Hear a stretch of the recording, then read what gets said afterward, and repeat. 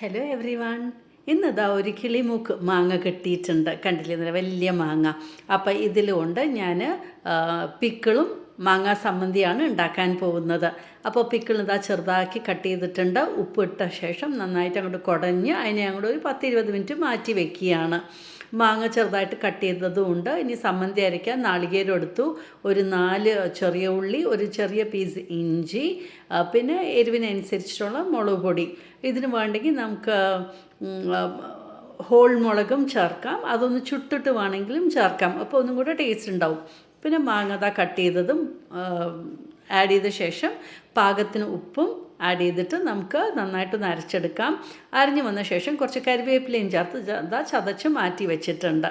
ഇപ്പോൾ മാങ്ങ കറി ഉണ്ടാക്കാനായിട്ട് ചീഞ്ചട്ടി ചൂടാക്കി അതിലേക്ക് നല്ലെണ്ണയാണ് ഒഴിച്ച് കൊടുക്കുന്നത്. ഇനി ഇതിൽ കടുകിടാം. കടുക് പൊട്ടുമ്പോൾ നമുക്ക് ബാക്കി പൊടികളൊക്കെ ആഡ് ചെയ്ത് കൊടുക്കാം.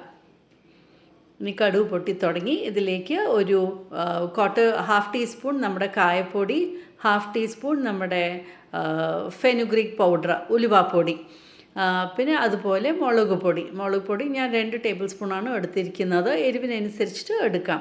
എന്നിട്ട് നന്നായിട്ട് അങ്ങോട്ട് വഴറ്റി കൊടുക്കുക. അതിൻ്റെ പച്ചമണയ്ക്ക് പോകണം.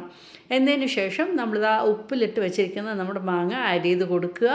എന്നിട്ട് നന്നായിട്ടൊന്ന് മിക്സ് ചെയ്ത് കൊടുക്കുക. അപ്പോൾ എളുപ്പത്തിൽ നമുക്ക് ഇൻസ്റ്റൻറ്റായിട്ട് ഒരു മാങ്ങാ കറിയും റെഡി ആയിട്ടുണ്ട്. അപ്പോൾ ഒരു മാങ്ങ വെച്ചിട്ട് ഇന്ന് ഉച്ചയൂണിന് ഇതാണ് ഉണ്ടാക്കിയിരിക്കുന്നത്.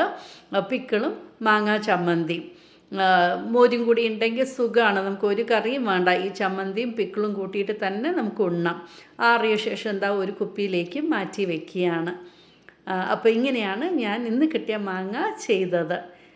നിങ്ങൾക്ക് ഇഷ്ടമായി കാണുമെന്ന് വിചാരിക്കണം. Thank you for watching my YouTube channel.